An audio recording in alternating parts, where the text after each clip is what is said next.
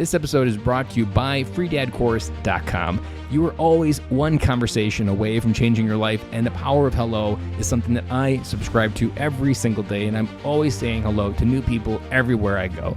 Increasing your opportunity, increasing your connection, and getting access to solutions to the problems that you are facing, whether you're on active duty or just beginning your veteran transition or even transitioning out for 20 years. On the other side of hello are the solutions that you're looking for. Again, head on over to freedadcourse.com. Get your 5-episode audio course to create more connection, create more friendships, and get back to living the life that you're trying to design. Dory 1, this is Fire Team Delta. Dad's coming home.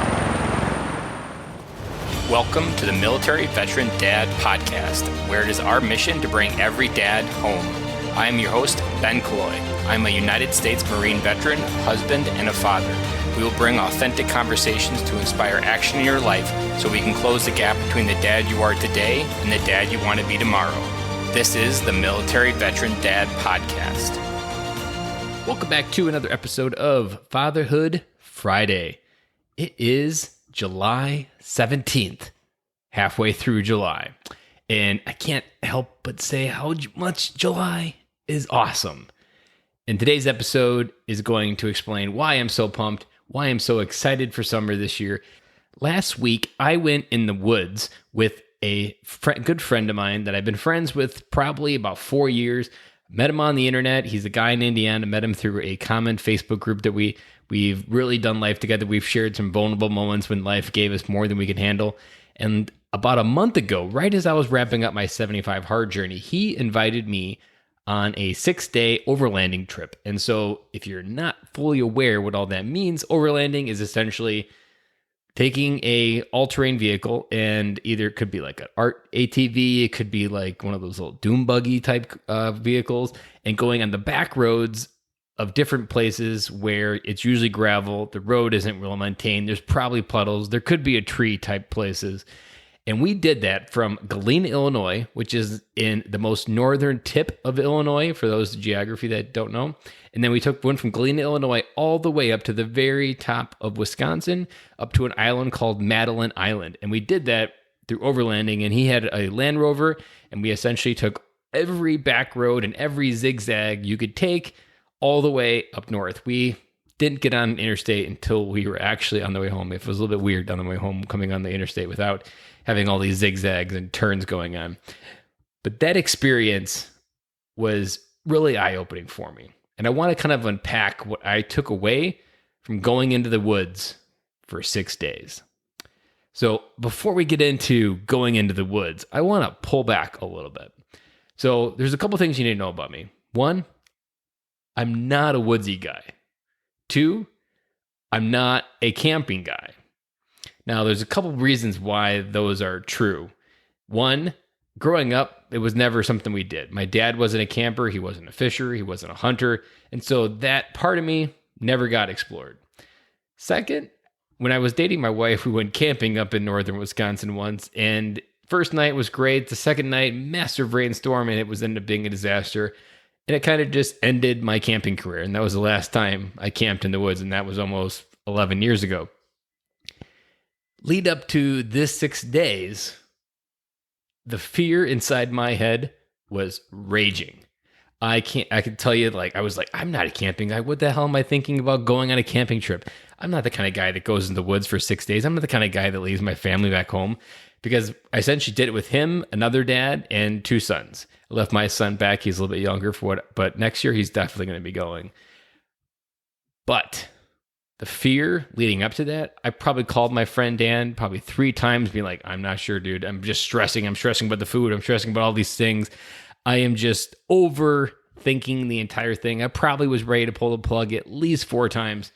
He talked me down each time, kind of grounded me, and eventually went in, got all my stuff, did all my shopping, and took a military sea bag. Came in handy. Hadn't used that in over 13, 15 years, so that really came in handy. Packed my sea bag, grabbed my tent, and met up in Galena, Illinois, and we headed off up north.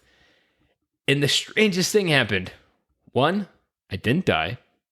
2, I enjoyed the hell out of it. And 3, I am going camping already again in August with a different friend because I fell in love with the process of the woods. I fell in love with the process of camping. I fell in love with the whole idea of what my friend Dan, who runs Anthem of the Adventurer podcast, says is that men need adventure. And that word adventure was kind of our primary theme. Like, we had a plan, but we really didn't, because we really just had a bunch of contingencies and we were kind of wing it. And we were truly kind of just letting God lead us where we wanted to go. We were kind of listening for the whispers and which way we should go, kind of figuring out what felt right in that exact moment and then just taking action on it. And prior to that, I would say something maybe I haven't really talked about on the podcast a lot is I've always been a man of faith and I believe in God, but I've never really felt like I could have a conversation with him. And that sounds really weird to say open, but growing up Catholic, I just never felt a path to have a conversation with him. Now, I know that there's many ways you can have a conversation with God. There's not like a password you have to know, but I just didn't feel able to do that. And so one of the things that I was looking for on this trip, and it really kind of wrapped up right as I was doing 75 Hard, is I really felt that one thing that I was still missing was some form of truth, whether it would be my life. In some ways, I thought it was like I needed this relationship with God. This was one component that I'd really kind of put off, kind of like my health. And I was like, I think I need to pursue this further to really figure it out. And then when my friend came in and offered that 6 day, I'm like, yeah, this sounds like an amazing idea. And then the week prior, it was absolutely stressful as hell trying to lead up to it. My wife was super supportive of it. So it was all me. And my wife was all too happy to get a 6 day break for me after COVID. All of that, though, didn't happen. I absolutely fell in love with it. And some of the crazy things that I realized, like there's a word on the other side of camping that I came out with was confidently competent. Now, those aren't words that I've put together before in my head, but let me break them down a little bit. So when I was out there in the woods, I'm not a guy that knows how to swing an axe. I'm not a guy that knows how to light a fire really that well. I'm not a guy that knows all the little tricks of how to get a fire to go, what types of wood, what type of sticks, what's its shape and stuff. Like I said, I'm not a woodsy guy. And my friend Dan's son, who is 6 years old, was able to teach me how to light a fire because this kid he's grown up in the woods. He knows all the bird calls. His grandfather could just pick out a whistle in the woods and tell you exactly what bird it is. And I was awe-inspired by that skill level and being able to just receive that skill level, even from a 6-year-old. But I felt so comfortable learning it in that environment. I felt comfortable learning how to swing an axe and chop wood that we found in the woods to start our fire with. I found comfortable learning that birch wood is like, or the birch bark, not wood, but birch bark is like nature's paper. You find a lot of birch bark, you can start your fire, and it really works well as kindling. I never knew that stuff before, but I was openly able to receive that information in a very just kind of tribal way of just one person knows it and I'm around that person. So now I have the ability to learn it.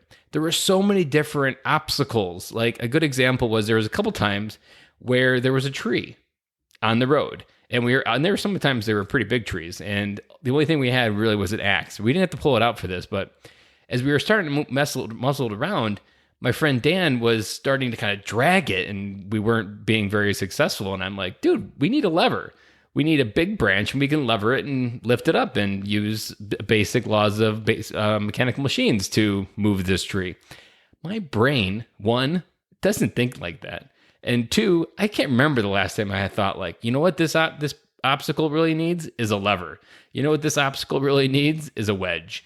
That wasn't something that my brain ever experienced before, but in that moment, it was exactly what arrived. That I was able to step into that. And I just felt confident. I wasn't stressed. I wasn't overly overwhelmed. I was, if anything, for those 6 days, I felt so relaxed. And I just got to kind of be me, experience how confident I am when I'm able to just receive information, learn from it, implement it, and move on and like not get so emotionally caught up into it. I think that's something men forget within the world of cement that we live in and 2x4s. Is that within this world, all the stress and anxiety that we experience is all manufactured from nothing. It's all made up. And in the woods, you're around nature. And now you have mechanical things that were made in the 2x4 and the cement world. But without that idea of what that man created, what's around you, somehow the energy of how you feel in that moment was completely different for me. That whole experience, for me to be able to just to go through whatever we got handed us, that allowed me to really begin to feel more confident in what I can do, and even like just control my emotions. Like that was something that I wasn't expecting to find, but I did. There's something else that I did that I've never done in my life, and I'm super glad that I did it because I would have really regretted it on the other side, is there's this special cliff jumping place that you can go to on Madeline Island. And I jumped off of a cliff probably like 20 feet high into freezing Lake Superior. Now, it's not super freezing, but it was probably about like 68 degrees. So, I mean, it wasn't a warm area that we were jumping into. Certain parts of it were. By the beach, it was pretty warm. But in this particular area, it was pretty shock to the system. And I jumped into, I even did it twice, and probably would have did it more except a storm rolled in. But I've never done anything like that in my life. And again, I stepped through the fear. I felt like the initial rush. I'm like, oh my gosh, I'm not the kind of guy that jumps off this. But I saw the 6-year-old jump off the cliff as well. My son's, Dan's son, did it. And I was like, if he can do it, definitely I could do it. And so I did it.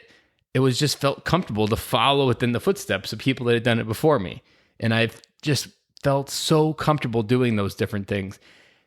And I think that's something as a dad, I myself was underestimating a lot because I wasn't connecting with nature. I wasn't getting outside of the 2x4 world and really getting myself back to the natural resonant frequency of our body and nature, and really connecting within the different things that really thrive our masculine soul on the inside.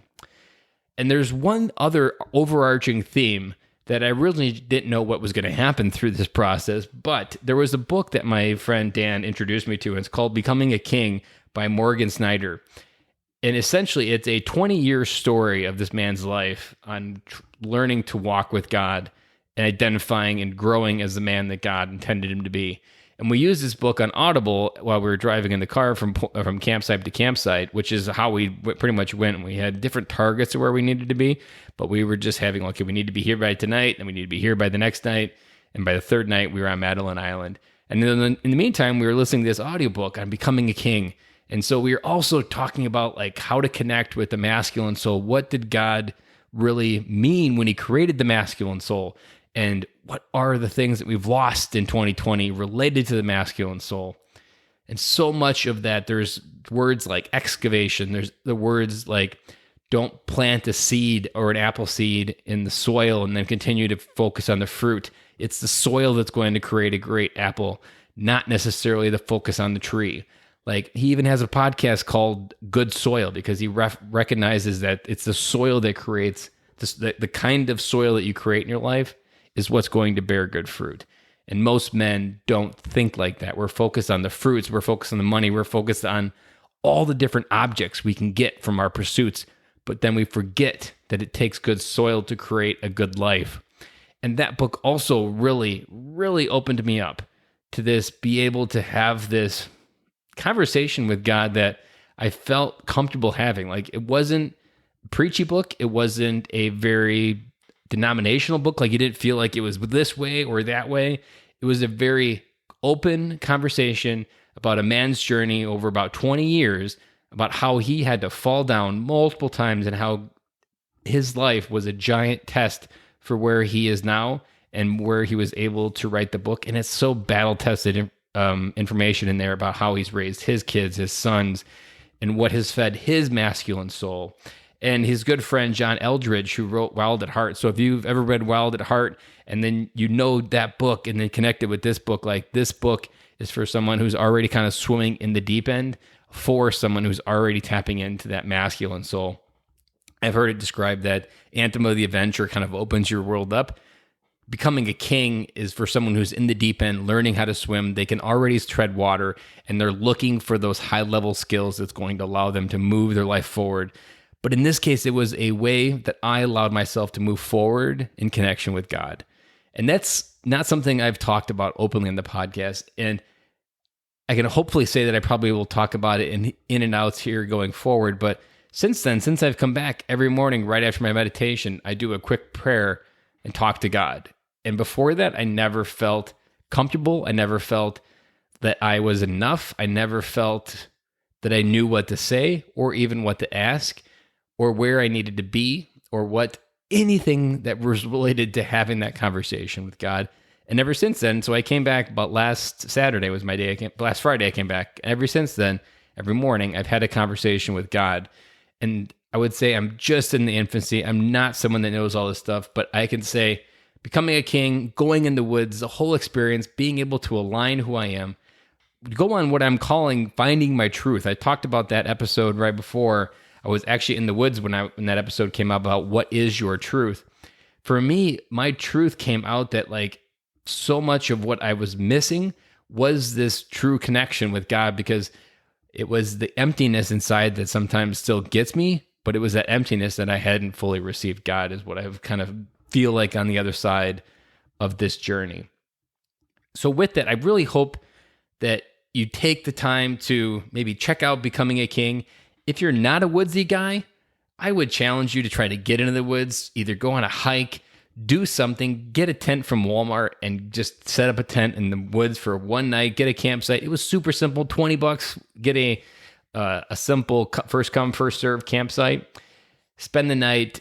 Or if you can really get out there with another guy and just have a real conversation about life and maybe what's going on in each other's life, like being able to connect through the car ride, at nights, the campfires, we really dove into it. And that's what men are missing. When we connect at a deeper level with another man, our soul is strengthened and we feel another connection to another human being and we want them to be successful. And oftentimes that's what I felt like I was missing 5 years ago. And as I began to unweave this whole thing that is my life and be able to see it from a different angle, it was that connection with other men, that deeper connection that you aren't just talking about the sports or the news that day. You're talking about what's aching inside, what you're hungry for, what are your big goals, what are you scared of most? These are the things that make a man feel not connected to another man. And that's what Becoming a King really talks about. How do you cultivate that in your life? How do you create good soil? How do you create great relationships? Because all of that really feeds into it. So for me, what I learned in the woods for 6 days was that I needed a conversation with God. I needed to be in a space where I could just test my natural abilities and let what I already knew come to the surface and realize a whole new appreciation for the life that's already happened for me and be able to go forward and understand how life is still happening for me and continue to shape and live and bring messages like this to you guys because I love helping you guys out. I just got a message today and it really opened me up and I was really appreciative for the dad reaching out to me. And if you were listening to this and any of the part of this resonate, if you are struggling out there, I want you to know I am more than willing to have a conversation. Shoot me an email, ben@militaryveterandad.com. Please don't be shy. If you have any questions, if there's anything that that's been on your heart and you've been thinking about emailing me, you've been listening to the podcast maybe a little bit, it's time to reach out because I love those conversations and life is too short to not reach out. And the life that you want could be waiting just on the other side of an email with a quick question, and maybe a quick answer or a quick conversation and maybe get you pointed in the right direction. So guys, with that, I'm going to sign off for this episode a little bit longer, but I hope this episode hit home for you as this 6 days in the woods hit home for me. And I'll talk to you guys again on Monday.